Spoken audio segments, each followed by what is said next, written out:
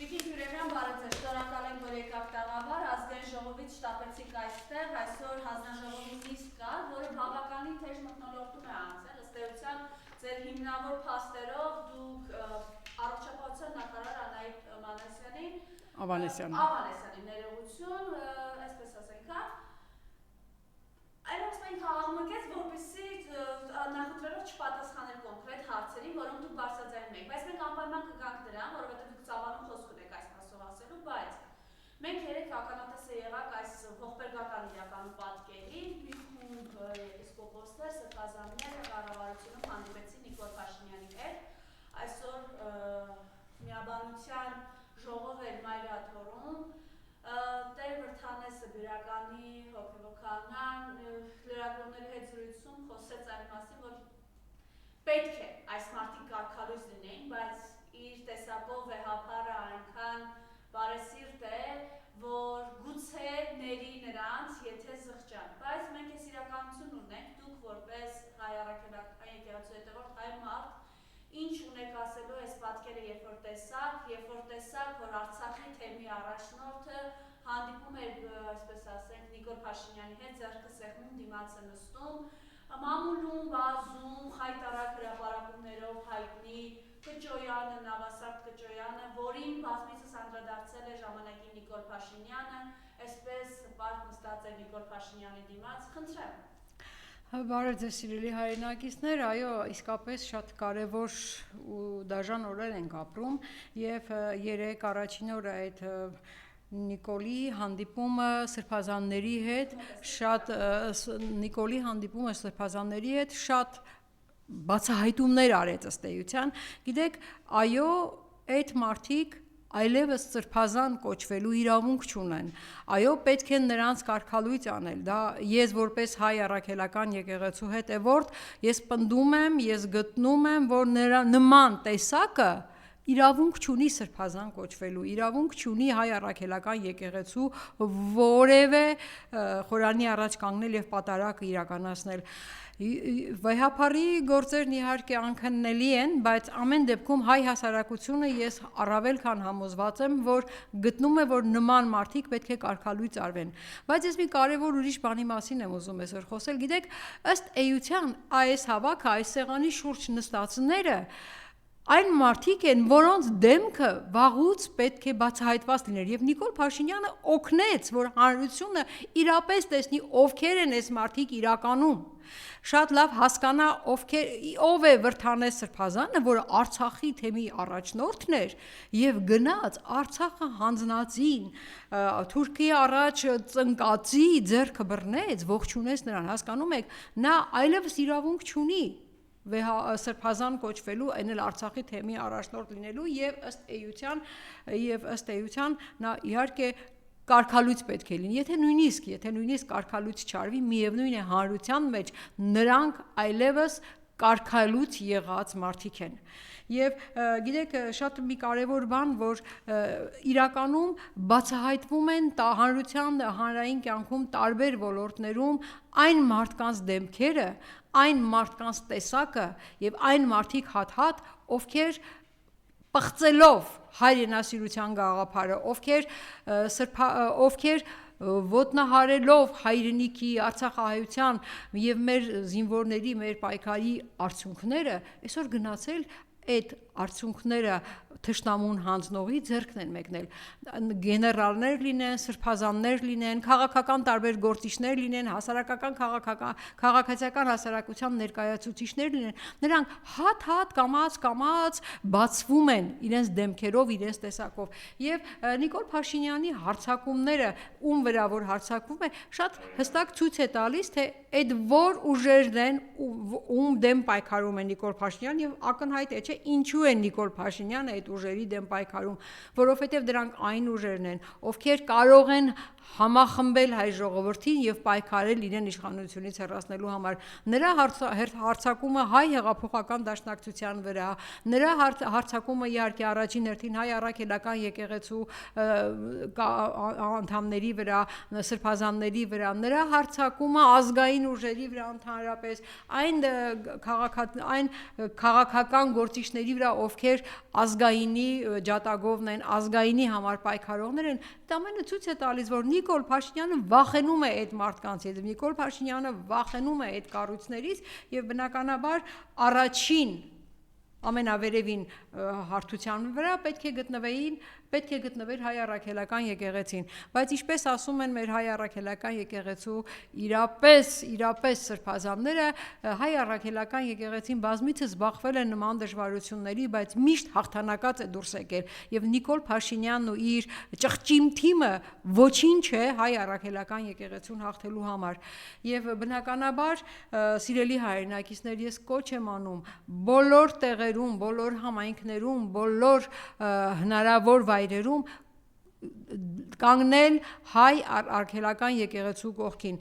դառնալ հայ առաքելական եկեղեցու հետևորդը ի սրտե եւ այն սրբազանների կողքին կանգնել, ովքեր չդավաճանեցին, ովքեր չմիացան այս դավաճանական խմբին եւ դեռ ավելին ամեն օր, ամեն ժամ մենք տեսնում ենք հայտարարություններ, որ իրենք կողմ են այս մարդկանց կարգալույս լինելուն եւ իրենք երբեք թույլ չեն տա հայ առաքելական եկեղեցու վրա նման հարձակումը որևէ արդյունքի հասնի։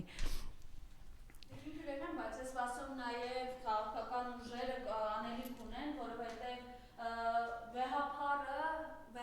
այսպես ասենք, ուժը հայ ժողովուրդն է, հայ մարդիկ է եւ մենք բոլորը պետք է վեհապարի կողք լինենք, եւ ինքը ըստ էության պետք է նորից ասել, որ վեհապարը թող էս ասի, թող են անի կամ սրբազանները մեր անելիքն է այս ամենը եւ դա քաղաքական ուժերը այս փուլում ինչ անելիք ունեն, բացի օրինակ մտահոգություն արտահայտելու։ Հենց քաղաքական ուժերի առաջին եւ սուրբ պարտականությունն է ցանկացած պահի պատրաստ լինել կանգնել եկեղեցու կողքը։ Քաղաքական ուժերի պարտականությունն է ցանկացած պահի դիմել ընդդեմ գնալ այս իշխանություններին, եթե նա որևէ ոտնձգություն անի հայ առաքելական եկեղեցու վրա, ցանկացած պահի եւ ամեն քայլափոխին եւ ամեն մի իրենց գործողությունների ընթացքում հիշեցնել այս իշխանություններին, այս ապիկար իշխանություններին, որ հայ առաքելական եկեղեցին հայ ժողովրդի եկեղեցին է, սուրբ եկեղեցին է եւ հայ ժողովուրդը միշտ կանգնած է եւ կանգնելու է մեր եկեղեցու կողքին, մեր եկեղեցու թիկունքին եւ թույլ չի տալու երբևիցե, որ սրանք որևէ կերպ հարձակվեն առաքելական եկեղեցու վրա, իսկ քաղաքական ուժերը իրենց գործունեությամբ ինչն էլ որ անում են, ցանկացած հանդիպման, դա լինի միջազգային հանդիպում, միջազգային հարթակներում, ամեն տեղ պետք է ցույց տալ դրսի աշխարհին միջազգային հարթակներին, որ այս իշխանությունները սահմանադրական կարգ են տապալում, փորձելով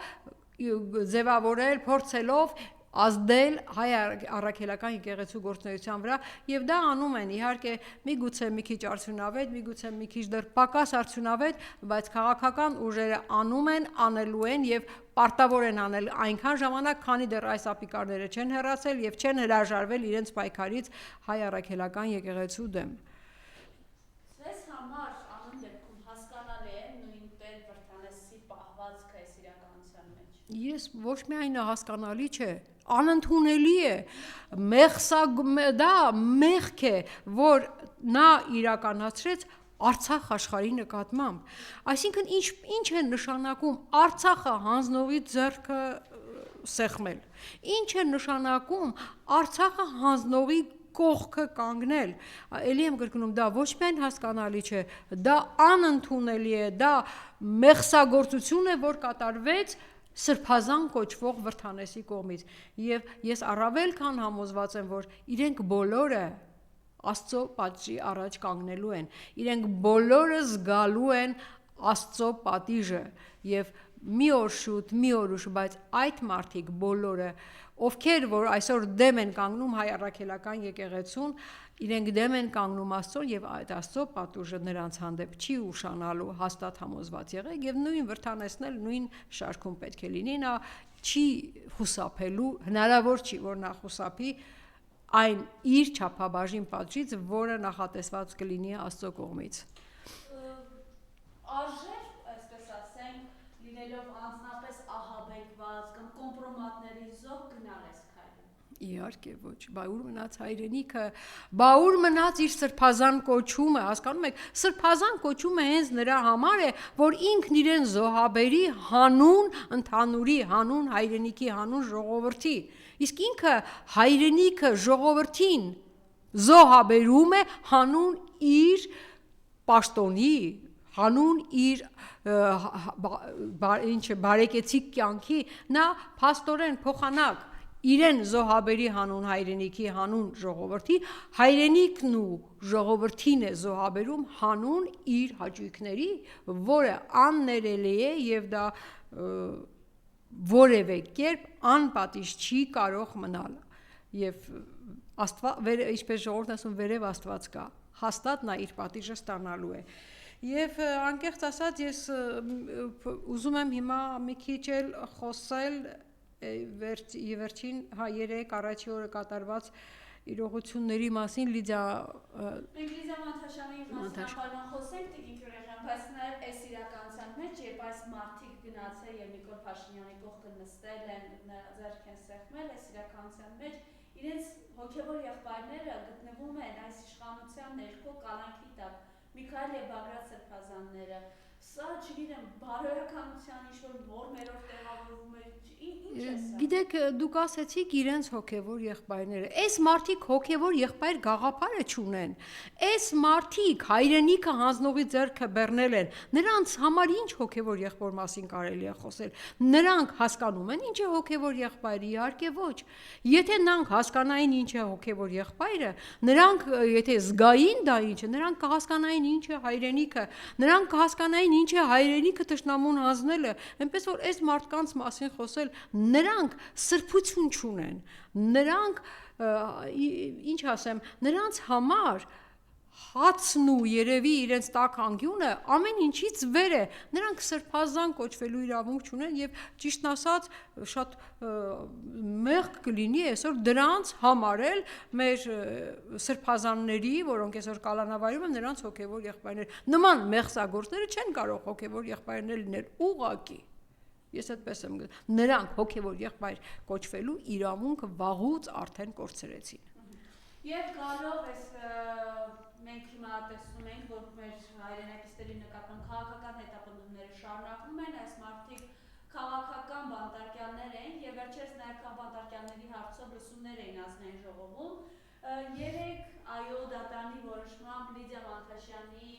խափանման միջոցը փոխվեց, վարչական հսկողություն, գրավի դիմաց, նա ազատ արձակվեց, բայց ասացիք, որ միևնույն է իրականության մեջ նույն եվրոպական կառույցները ԵՄ պետք է ասելիք ունեն, խնդրեմ։ Գիտեք, իսկապես նախ ամենա, այսպես ասած, զավեշտը, որ քաղբանտարկյալ էր կին Լիդիա Մանթաշյանը եւ դա այն պարագայում, երբ Հայաստանը այն երկրներից, եթե ոչ առաջինը, առաջիններից մեկն էր, Նոր Զելանդիայից հետո կարծեմ երկրորդը,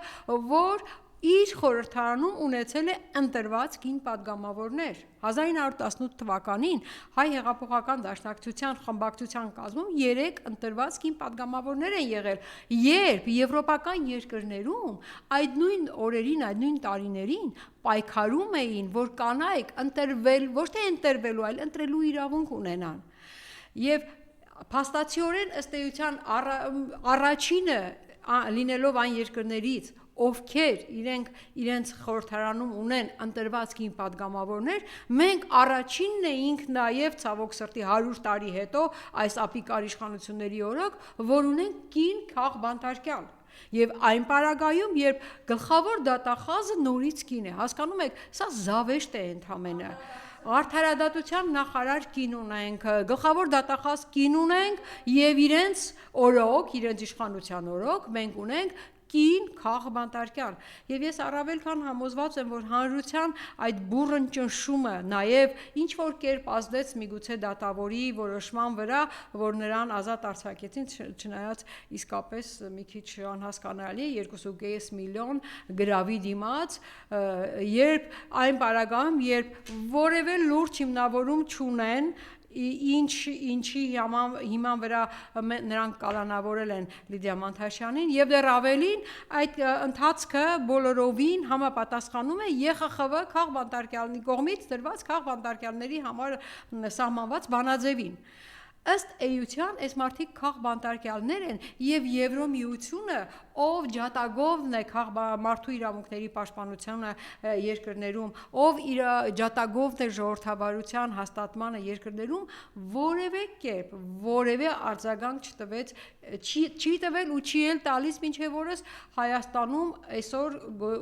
ունեցող այսքան քաղաքական բանտարկյալների արկայության պարագայում բա ուր է Եվրոմիության կարծիքը ուր է Եվրոմիության արձագանքը երբ տեղական ինքնակառավարման վրա այսպես հարձակում է երբ մարդկանց ընտրությունների արդյունքները այսպես խաչաձև ձևավորվում են կտրտվում են նոր ձև են ստանում եւ ըստ էության մարդիկ գնում են ընտրության արդյունքները խմբագրվում են եւ չգիտես ինչպես ղեկավարի պոստում հայտնվում է Նիկոլ Փաշինյանի նշանակած ժամանակավոր պաշտոնակատարը կամ մարդկանց այնպիսի իրավիճակների մեջ են դնում որ նրանք հրաժարական տան կամ մարդկանց ավականիներին թույլ չեն տալիս մտնելու ավականու դահլիճ իրենք իրենցով նիստ են անում եւ համայնքի ղեկավար են փոխում բա ուր է Եվրոմիության ներկայացուցիչների արձագանքը չէ որ այստեղ նրանք ունեն ներկայացուցիչներ չէ որ այդ Եվրոմիության երկրներն այստեղ ունեն դեսպաններ որոնք ամեն օր տեսնում են որոնք ամեն օր լսում են հաստատ հետևում են եւ լսում են մեր հանրության այս բարձրաձայնած բողոքարկումներին հարձակումներին տեղական ժողովրդավարության վրա հարձակումներին ընտրության արդյունքների վրա հարձակումներին եւ մարդու իրավունքների պաշտպանության այսպես ոտնահարումներին բա ուր են այս Եվրոմիության ներկայացուցիչները այնպես որ գիտեք ուղղակի հայտարարել որ մենք Եվրոմիություն ենք գնում եւ դրանից հետո այդ հայտարարությունից հետո անել լրիվ հակառակը ինչ պահանջում է Եվրոմիությունը եւ դրան զուգահեռ Եվրոմիության կողմից որևէ արձագանք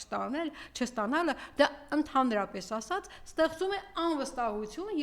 Եվրոպական միության երկրների կամ Եվրոմիության որևէ կառույցի արդարադատության վրա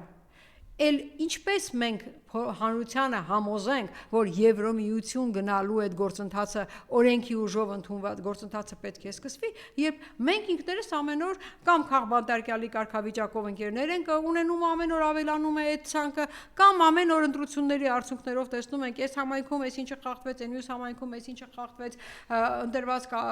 ղեկավարին կամ կալանավորեցին, գործառույցեցին, կամ սպանեցին, կամ չգիտեմ, ԺՊ նշանակեցին Հասկանում եք, եթե մենք իրապես, եթե այս իշխանություններն իրապես իսկապես որդեգրել են դեպի Եվրոմիություն գնալու ճանապարհը եւ եթե Եվրոմիության կառույցի ներկայացուցիչները իրապես ժողովրդավարության ջատագովներ են կայացման, մարդու իրավունքների պաշտպանության ջատագովներ, ապա վաղուց նրանք պետք է բարձրաձայնեին, աղմկեին այս իրողությունների դեմ, այնպես որ ես կոնկրետ անձամբ շատ խիստ կասկածներ ունեմ, որ Եվրոմիությունը ընդհանրապես ժողովրդավարության կայացման վրա որևէ հետաքրքրություն է ցուցաբերում։ Միգուցե նրա հետաքրքրությունը բոլորովին այլ կոնտեքստում է եւ այդ կոնտեքստում Նիկոլ Փաշինյանը նրա իշխանության կողմից ժողովրդավարության ոտնահարումը, մարդու իշխանությունների ոտնահարումը իրեն ձեռք է տալիս, այսինքն իրեն ձեռք է տալիս Նիկոլ Փաշինյանը ինչ որ մի խոստումների համար, կատարման համար եւ դրա համար նրանք լռում են, երբ տեսնում են նման խախտումներ։ Այդ նույն Եվրոմիությունը ինչու հանկարծ Վրաստանում որևէ խախտման առիթով սկսում է աղմկել ճիշտ է անում, որովհետեւ եթե կա մարդու իրավունքների խախտման դեպք արձանագրված պետք է բարձրաձայնել աղմկել, բայց այդ նույն Եվրոմիությունը այդ ինչի է այդպես կուրորեն լռում, երբ որ այդ նույն ամեն ինչը կատարվում է Հայաստանում։ Դե եկ վարդապետ ու մի խնդանա եւ դե եկ ու հավատա Եվրոմիության խոստումներին ժողովրդավարության ջատակով լինելու եւ այդ խոստումներին այլևս շատ քչերն են հավատում։ Այսօր ինչ տեղի ունեցավ հանձնաժողովի նիստի, խնդրեմ։ Այսօր առողջապահության հանձնաժողովում քննարկվում էր առողջության ապահովագրման օրենքի նախագիծը, ըստ էության մի օրենք, որը առնչվելու է բոլորին Հայաստանի Հանրապետության քաղաքացիների, սկսված նորածին երեխայից մինչև ամենատարեց թոշակառուն բոլորին եւ ոչ մեկին չի շրջանցելու այս օրենքը եւ բնականաբար այս օրենքի ընդունումը շատ կարեւոր է եւ այս օրենքի ընդունումը էապես, եթե ճիշտ աշխատի, եթե ճիշտ ձևակերպվի, այապես կարող է բարելավել ժողովրդի բարեկեցությունը առողջապահության ոլորտում, բայց ինչ ունենք իրականում, ինչ ունենք ներկայացված նախագծում։ Նախ ասեմ, հիշեցնեմ, որ սիրելի հայրենակիցներ, այս իշխանությունները 21 թվականի ընտրվելուց հետո իրենց կառավարության ծրագրում հստակ ամրագրեցին, որ իրենք պետք է ընդունեն ապահովագրության օրենքը եւ իրենց խոստումների համաձայն 24 թվականին, այսինքն 23 թվականին պետք է արդեն 23 թվականի ավարտին ունենային բոլոր անհրաժեշտ նախագծերը, բոլոր անհրաժեշտ պրոտոկոլները, բոլոր անհրաժեշտ որոշումները այս օրենքի կյանքի կոչելու առումով եւ 24 թվականից սկսած այս օրենքը պետք է գործեր եւ առաջին փուլում պետք է օգտվեին օրենքից կամավոր ապահովագրված քաղաքացիները 25 թվականի հունվարի 1-ից պետք է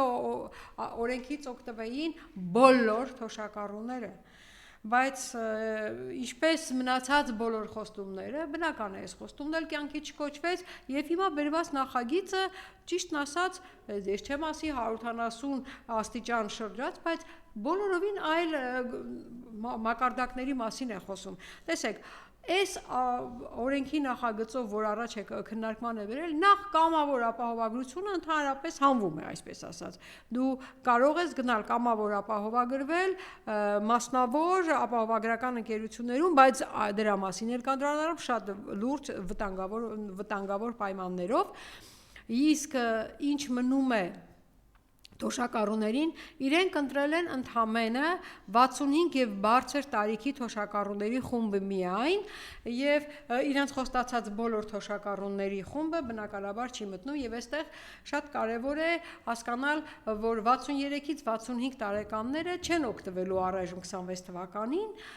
ապահովագրման օրենքից եւ երբ հարցնում ես ինչու օրինակ 63-ից 65 տարեկան թոշակառուները առայժմ չեն ներառվել 26 թվականից այդ ապահովագրական օրենքի շրջանակներում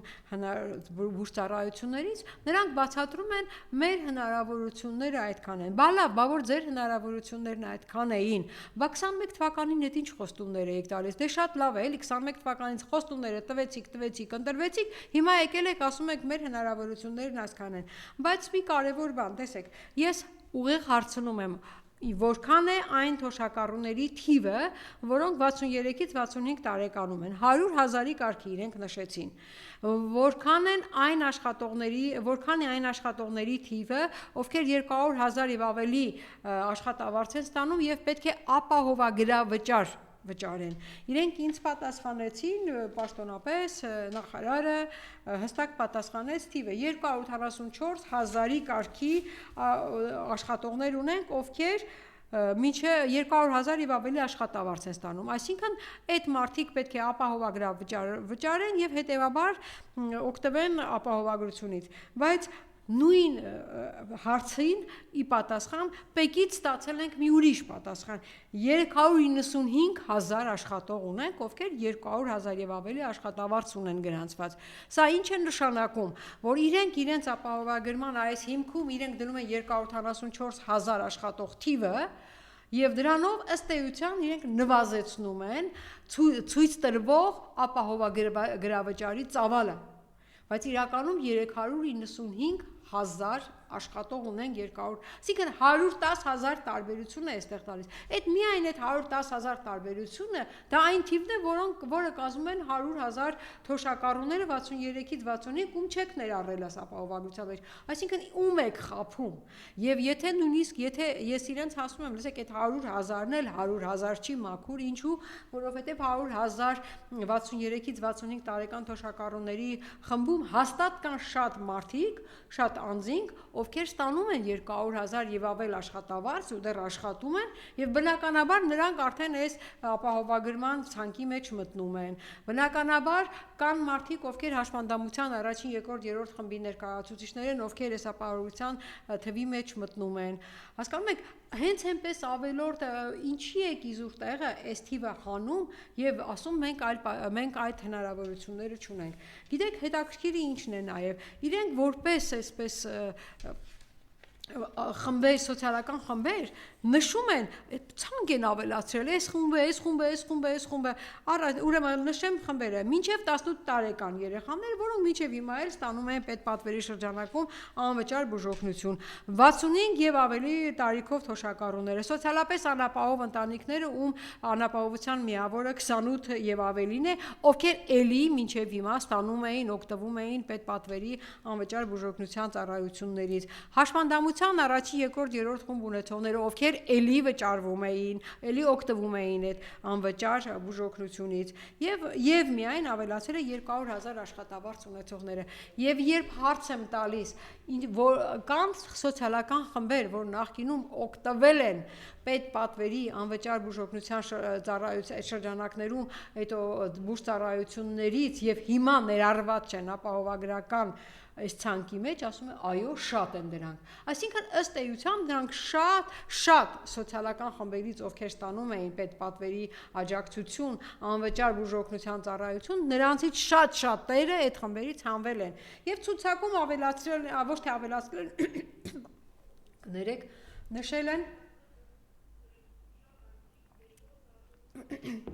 նշել են Չեռնոբիլի ատոմակայանի վթարի հետևանքները վերացնող աշխատողների խմբի մեջ, հասկանում եք, Չեռնոբիլյան վթարը տեղի է ունեցել 1986 թվականին, այսինքն արդեն 40 տարի անցել է, եւ հետեւաբար ես կարող եմ ենթադրել եւ ինձ թվում է դուք էլ բոլորդ համաձայն կլինեք, որ առնվազն 25 տարեկան պետք է լիներ մարդը, որ գնար այդ վթարի հետևանքները վերացնող աշխատանքներին մասնակցեր, այսինքն նա արդեն 65 տարեկան է եւ արդեն այս սոցիալական խմբերի մեջ մտնում է, ովքեր պետք է ստանան ապահովագրական այդ օժանդակությունը։ Ինչու է ուղղակի որպես սոցիալական խումբ ավելացնում, որ ասենք 10 սոցիալական խմբի ներառել ենք, այս խումբը ըստ էության արդեն հաշվառված է։ Այնտեղ դուք ասում եք հայրենական պատերազմի մասնակից զինվորական ծառայության թոշակ ստացողներ, ասեք այդ մարդիկ վաղուց արդեն 65-ն անց են եւ նրանք արդեն պետք է, ինչի է արդեն պետք է ստանային այդ ապահովագրության այս աջակցությունը, ինչի է իզուր տեղը որպես սոցիալական խումբ ավելացնում։ Եվ մենք այսօր մեր խմբակցության պատգամավորներով, ովքեր ներկա են, մենք առաջարկել ենք, որ անպայման դիտարկվի 63 ընդհանրապես կենսաթոշակային տարիքի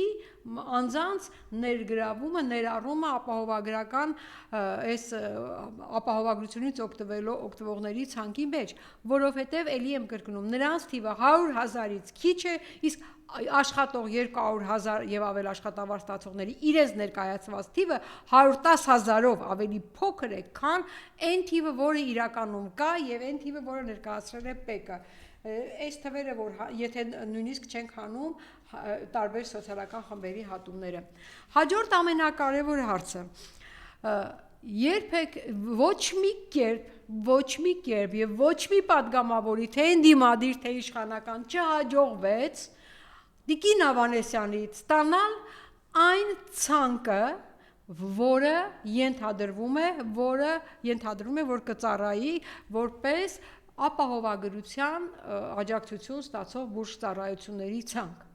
Մենք այդ ցանկը առայժմ դեռ չենք տեսել, հասկանում եք, հարց է ծագում, եթե դուք այդ ցանկը չունեք, իսկ իրենք ասում են ունենք, դե եթե ունեք, ինչի՞ չեք մեզ ներկայացնում, որպես պատգամավոր տեսնենք, որ հասկանանք այդ ցանկը եւ այդ ձեր առաջ քաշած 129,000 տարեկան 129,600 տարեկան գումարը իրար համապատասխանում են թե չէ։ Դուք ցանկը չեք ներկայացնում եւ երբ մենք ցանկ ենք պահանջում, ասում է դեռ աշխատանքի մեջ է, դեռ ընթացքի մեջ է, բա որ դեռ ընթացքի մեջ է, ո՞նց է կոնկրետ հաշվարկ արել եւ ազգային ժողով եք ներկայացնում ամսական 10,800 ապահովագրավճարի չափ։ Հասկանում եք, իրենց ասած, այն ասում է, իրենց ձայնը, իրենց ականջը չեն գցում։ Մի կողմից ասում են դեռ աշխատանքներ կան դանելու, դեռ մյուս կողմից էլ ասում են մենք հստակ հաշվարկել ենք եւ 10800 է։ Հստակ հաշվարկելու համար պետք է այդ ցանկը արդեն արկա լիներ, պետք է այդ ցանկի մեջ ներառված յուրաքանչյուր բուրջ ծառայության գինը հաշվարկված լիներ, պրոտոկոլները լինեին, որպեսզի հաշվարկեինք արդյոք այս ցանկի ներառված հիվանդությունները հիվանդակարգը հիվանդության բուժման այս ընթացակարգով գնալու պարագայում այսքան գումար արժեն թե չարժեն։ Միգուցե վաղը մյուս օրը պարզվում է, որ այդ ցանկը շատ ավելի քիչ է, քան սոցփաթեթում մինչև հիմա գործող ցանկը։ Եթե նույնիսկ ավելի է, բայց իմանանք, տեսեք, սոցփաթեթում նախատեսված է եղել մինչև հիմա բավականին լուրջ ցանկ եւ ըստ էության այդ սոցփաթեթի արժեքը տարեկան եղել է 36000 դրամ։ Հիմա այդ 36000 դրամը դարձրել եք 130000 դրամ ու դուք չեք ուզում ազգային ժողովին ներկայացնել այն ցանկը, այն ծառայությունների ցանկը, որոնք առաջարկելու եք։ Հիմա դուք ընդունեք, հետո մենք կասենք տարբերակով, այդ ո՞նց է լինում։ Հիմա մեզ ընտրեք, հետո մենք մեր խոստումները կամ կկատարենք, կամ չենք կատարի։ Հիմա դուք ընտրեք падգամավորներ, դուք կողմ քվեարկեք այս մեր նախագծին, մենք հետո կասենք, էլի այդ ցանկում ինչ հիվանդություններ են ներառված։ Բա որ հետո պարզի որ անհամապատասխանություն կա ձեր ներկայացած թվերի եւ այդ ցանկի իրական գների միջեւ։ Եվ դեռ ավելի այս աշխատանքները կազմակերպելու, իրականացնելու համար պետք է ընտրվի ապահովագրական հիմնադրամ, հասկանում եք, եւ ապահովագրական այս ամեն գործունեությունը, այս օրենքը պետք է կիրարկվի հունվարի 1-ից։ Այսօր արդեն դեկտեմբերի 29-ն է, չէ՞, քանիսն է այսօր, նոյեմբերի կներեք։ Այսինքն ունենք ընդամենը 1 ամիս ժամանակ։ Դեռ առաջին ընթերցում չի անցել օրենքը, դեռ երկրորդ ընթերցում չի անցել, որից հետո նոր միայն պետք է հիմնադրամը ձևավորվի։ Չձևավորված հիմնադրամին մոնոպոլ իրավունք է տրվում տնօրինելու 225 միլիարդ դրամ գումար բյուջեից, բյուջե պլյուս այս ապահովագրավճար, եւ իրենք խոսում են մրցույթային իրավիճակ, մրցապայքարի մասին, իրենք խոսում են ոչ մոնոպոլ տնտեսության մասին, բայց սրանից լավ մոնոպոլ իրավիճակ։ Այսինքն դուք բոլոր մասնավոր ապահովագրական ընկերությունների գործունեության վրա շատ ներողություն, բայց խաչ եք քաշում եւ բերում եք առաջ եք քաշում մի հիմնադրամ, որը դեռևս չկա, չի ձևավորվել, որը դեռևս օրենքի ընդունումից հետո նոր պետք է ձևավորվի, ել չեմ ասում կայացման մասին։ Եվ նրանք միանգամից այս օրենքով տալիս է 225 միլիարդ գումարի տնօրինում, բասա մոնոպոլիա չէ, բասա հարցակում չէ մասնավոր ապահովագրական ընկերությունների վրա, հարց է առաջանում, ես այդ հարցը տալիս եմ, կան մասնավոր ապահովագրական ընկերություններ, որոնք իրենց աշխատանքի բերումով շատ հազարավոր մարդկանց հետ պայմանագրեր են կնքել, հոկտեմբերին, նոյեմբերին, սեպտեմբերին, հունիսին, հուլիսին, 1 տարվա պայմանագրեր են կնքել եւ դեռ ավելին երկարաժամկետ, միգուցե որոշակի ապահովագրավճարի դիմաց, որոշակի առողջապահական ծառայություններ մատուցելու առումով։ Հիմա դուք եկել եւ ասում եք, այդ բոլորը պետք է չեղյալ հայտարարվի, որովհետեւ այն ծառայությունները, որոնք հայտնվելու են պետական ապահովագրական ցանկի մեջ, այդ ծառայությունները պետք է մարդիկ օգտվեն այդ պարտադիր ապահովագրական ծառայություններից։ Այսինքն ստացվում է, բա հարցակումը, բա այդ մասնավոր ապահովագրական ընկերությունների վրա էլ ոնց է լինում, նրանց փաստացիորեն փաստի առաջ է կանգնեցնում, չէ՞ որ դա հնարավոր էր կազմակերպել միգուցե նաև այսպես ցիկլային, փուլային տարբերակով, գոնե նոր կնքվող պայմանագրերին վերաբերվել այս սահմանափակումները, այսինքն կնքված պայմանագիրը չգիտես ինչպես չեղյալ պետք է հայտարարվի եւ քաղաքացին, եթե այնտեղ վճարում է, եթե ուզում է թող շարունակի, բայց միևնույն է ինքը պետք է պարտադիր ապահովագրավճարը նաև այստեղ մուծի։ Սա աբսուրդի ժանրից չի, բա ինչ է, կամ հարցակում չի մասնավոր ընկերությունների վրա։ Քաղաքացուն պարտադրում են ուղղակիորեն հրաժարվել ավելի լայն ծառայություններ առաջարկող ու արդեն գումար վճարած, ապահովագրավճար վճարած կազմակերպությունների աջակցությունից, բուժական ծառայություններից օգտվելու եւ հետ գնալ պետական ապահովագրականից օգտվելուն այն պարագայում, որ դեռ շատ հարցեր անորոշ են, դեռ նույնիսկ հիմնադրամը չի ձևակերպված։ Հիմա հաջորդ հարցը, յուրաքանչյուր քաղաքացի, ով պետք է վճարի ապահովագրավճար եւ կարող է որևէ այս աջակցությունից օգտվել որևէ սոցիալական խմբին պատկանելով, նա նախապես պետք է անցնի կոնկրետ հետազոտություններ, իսկ այդ կոնկրետ հետազոտությունները առողջության հետ կապված պետք է անցկացվեն առողջության առաջնային օղակներում, ԱԱՊ-ներում, պոլիկլինիկաներում։ Հիմա հարց է առաջանում եւ ես հարցը տալիս եմ, արդյոք մեր պոլիկլինիկաները այսօր ի վիճակի են այս ծավալի աշխատանք իրականացնելու հունվարի 1-ից, թե սարքավորումների առումով, թե մասնագետների առումով, թե այն հերթերի առումով, որոնք պետք է գոյանան այս օրենքը կյանքի կոչելուց անմիջապես հետո։ Չէ՞ որ մարդիկ հաստատ գնալու են, հերթ են կանգնելու, որպեսզի այդ անհրաժեշտ հետազոտություններն անցնեն, որ Աստված մի արածե վաղը մյուս օր, երբ որ օգնության բուժ ծառայությունից օգտվելու ապահովագրական անհրաժեշտությունը գա, նրանք արդեն անցած լինեն այդ հետազոտությունները։ Միայն էլեկտրոնային դեղատոմսերի անցկացման համար տարիուկես ավել ժամկետ պահանջվեց, դա էլ հարց է դեռ ինչ մակարդակի են այդ հերթերը պոլիկլինիկաների անկայուն աշխատանքը, այդ հարց է ինչ կարգի կարգավորվեց։ Հիմա դուք ընդամենը 15 օրում ուզում եք ամեն ինչ նախապատրաստական անել եւ հունվարի 1-ից կյանքի կոչել։ Արդյոք պատրաստ են, ելի եմ կրկնում, մեր պոլիկլինիկաները նման ծանրաբեռնվածության եւ ֆիզիկապես եւ սարքավորումներ ունենալու առումով եւ մասնագետներ ունենալու առումով։ Իրանք ասում են դե ցանկացած խնդիր ինքը միշտ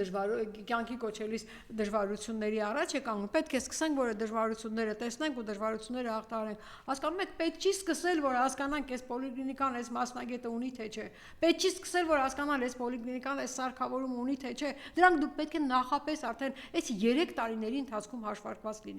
հաշվառած ու հաշված լինեիք։ Ասում են մասնավոր կազմակերպությունները պետք է 3 տարի իրենք գիտեին, որ այս օրենքը գալու է, իրենք այդ պայմանագրերի հարցը պետք է նախապես ճշտեին։ Դուք այս 3 տարի չէ, 5 տարի է խոսում եք այս ապահովագրության օրենքի կիրարկման մասին, ներդրման մասին, 5 տարի անցել է դեռ եկել է նոյեմբերը, դեկտեմբերը, վերջի 15 օրում ուզում եք օրենք ընդունել ու ափալ-թափալ կյանքի կոչել։ Դուք ինքներդ եք, որ կրողն եք այդ գաղափարի, իհարկե ապահովության օրենքի գաղափարի կրողը դուք հիմնադիրը դուք չեք, մենք շատ վաղուց ենք խոսել այդ մասին, բայց ամեն դեպքում դուք առաջարկել եք ընդունել ու հետո հիմա ասում եք նրանք մեղավոր են, թող 3 տարի նախապատրաստվեն։ Դուք 3 տարի չեք նախապատրաստվել, վերջի 10 օրում, 15 օրում ուզում եք հիմնադրամ ստեղծել, ուզում եք այդ բոլոր պրոտոկոլները ունենալ, ուզում եք այդ ցանկը ձևավորել, ուզում եք այդ միլիարդների տնօրինությունը հանձնել մի խմբի, ովքեր դեռ նույնիսկ չգիտենք, դեռ ավելին մրցույթ է հայտարարվել կառավարության կայքում, այս փորձագետների։ Այսինքն դուք հենց նոր մրցույթ եք հայտարարում որոշակի մասնագիտական ուղղության ոլորտներում փորձագետներ հավաքագրելու ու դուք խոսում եք հունվարի 1-ից կիրարկելու մասին եւ խոսում եք մարդկանց ապահովագրական համակարգից օգտվելու պարտադիր լինելու մասին եւ նրանք իրավունք չունեն օգտվելու մասնավոր ընկերությունների աջակցությունից, այսինքն ոչ թե իրավունք չունեն, դուք կարող են օգտվել, բայց միևնույն է պարտադիր ապահովագրավճարը պետք է լուծել, բա մարդկանց վրա նոր հարկ ավելացնել էլ ոնց է լինում։ Չէ՞ որ շատ կազմակերպություններ այսօր իրենց աշխատողների համար ունեին կնքած տարբեր մասնավոր ապահովագրական ընկերությունների հետ այդ պայմանագրերը, բա նոր հարկի ավելացումը ոնց է լինում, բա մարդկանց, այսպես ասած, հարկային բեռի ավելացումը էլ ոնց է լինում, եւ այն պարագայում, երբ հստակ չէ այդ բեռի արդյունքում ինչ բուժծառայություններ պետք է առաջարկվեն, ինչ ծավալի նույն այդ հիվանդության ինչ ծավալի բուժական ծառայություններ պետք է առաջարկվեն, ոչինչ դեռ հայտնի չէ։ Կասենք էլի, կտանք էլի, այսինքն դուք ընդունեք օրենքը, դուք փողը վճարեք, այդ հարկերը տվեք, հետո մենք կարող ենք, մենք կտեսնենք էլի, կկարողանանք տակից դուրս գալ, դուրս կգանք, չենք կարողանա, դե կասենք դե կներեք, այս 5 տարիներ եք, հիմա էլ ներեք։ Սա է իրանց ասածը։ Սիրելի հայրենակիցներ, այս իշխանությունները ցանկացած լավ գաղափար այնպես բարեհաջող փչացնում են, որ այս ապահովագրական համակարգի գաղափար, որ իսկապես շատ լավ գաղափար է, հաստատ կյանքի կոչվելուց հետո լայն բուրըն պորտքում բողոքներ է առաջացնելու, որովհետև պատրաստ չեն իրենք այսօր այդ համակարգը կյանքի կոչելու։ Սրանք ուղղակի այսպես ափալ-թափալ ներդնում են փորձում են կյանքի կոչել, օրենք ընդունել, որովհետև կառավարության ծրագրի մեջ կա եւ երբ մենք անընդհատ խոսում ենք, այս խոստումը չի կատարվել, այս խոստումը չի կատարվել, փորձում են հանրությանը ներկայացնել, որ այս մի խոստումը ոնց որ թե կկատարեն, բայց մոռանում են, որ այդ խոստման կետերը բոլորովին այլ կետեր էին, հիմա իրենց առաջարկածը բոլորովին այլ կետեր են։ Սիրելի հայրենակիցներ, ամեն պարագայում միշտ պետք է հիշենք, որ օրվա իշխանությունները ոչ մի խոստում, որ տվել էին ընտրվելուց առաջ, 5 տարի անցել է, դեռ չեն կատարել սոցիալական բարեկեցությունը ապահովելու բնագավառում։ Ոչ մի խոստում, որ տվել էին ընտրվելուց առաջ, դեռ չի կատարվել անվտանգությունը ապահովելու բնագավառում։ Ոչ մի խոստում, որ տվել էին ընտրվելուց առաջ եւ որի հաշվին իրենք ընտրվել են, չի կատարվել ազգային ինքնիշխանությունը պահելու հաշվին։ Մենք դեռ ավելին այսօրվա դրությամբ ունենք հանձնած Արցախ, ունենք սահմանամերձ գոտիներ, սահմանամերձ տարաշրջաններ, որոնցում այս պահին կանգնած է թշնամու զորքը եւ այս իշխանությունները մեր տարածքներից նրանց հանելու մասին չեն խոսում։ Մենք ունենք գերիներ, ովքեր Բաքվի բանտերում են, նրանց նկատմամբ դատ է ընթանում Բաքվում եւ այս իշխանությունները ոչ մի քայլ չեն անում մեր գերիներին վերադարձնելու առումով։ Այս իշխանությունները ոչ մի ոչինչ չեն անում Արցախահայության վերադարձի իրավունքը միջազգային հարթակներում բարձրաձայնելու առումով, այնպես որ սիրելի քաղաքացիներ, վաղուց արդեն իսկապես այս իշխանությունների հեռանալու ժամանակն է եւ իրենք դա շատ լավ հասկանում են, որ հանրությունը այլևս իրենց չի ներելու։ Իրենք շատ լավ հասկանում են, որ հանրությունը այլևս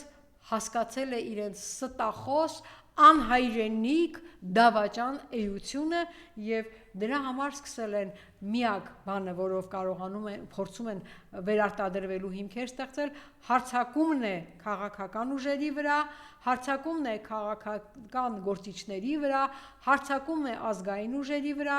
ազգային մտածողություն ունեցող անհատների վրա, ազգային հայրենասիրությունը որպես իր ներսում գաղափարախոսություն կրող անհատների վրա, կառույցների վրա, ինչպեսին է հայ առաքելական եկեղեցին, ազգային ուժերը, քաղաքական ուժերը եւ մենք ի վերջո պարտավոր ենք ոտքի կանգնել, պարտավոր ենք պաշտպանել հայ առաքելական Սուրբ եկեղեցին, սահմանադրորեն նրան տրված ինքնուրույնության որոշումներ կայացնելու ինքնուրույնությունը եւ ամեն ինչ անել առնվազն, որ այս իշխանությունները վերընտրվելու հնարավորություն չունենան, լինի դա արտահերթ թե հերթական ընտրություններում։ Շնորհակալություն։